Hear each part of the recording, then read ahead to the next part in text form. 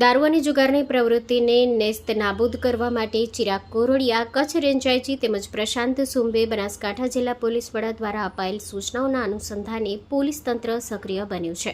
Police staff દ્વારા Gundri border checkpost પર સઘન વાહન ચેકિંગ હાથ ધરાયું હતું. ચેકિંગ દરમિયાન રાજસ્થાન તરફથી આવતી TG08U 6731 નંબરની આઈસર ગાડી રોકી તેને તલાશી લેવામાં આવી હતી. તપાસ દરમિયાન ગાડીમાં સંતાડેલી ભારતીય બનાવટની વિદેશી દારૂની કુલ 3,888 બોટલ મળી આવી હતી, જેની કિંમત અંદાજે 16,53,312 ગણવામાં આવી છે. સાથે ગાડી સહિત કુલ 31,63,312નો મુદ્દામાલ કબજે કરવામાં આવ્યો હતો. કાર્યવાહી દરમિયાન ગાડી મૂકી આરોપીઓ ફરાર થઈ ગયા હોવાનું જાણવા મળ્યું છે.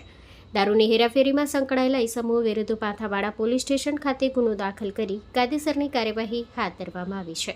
Story report by Suresh Raval, Dantiwada.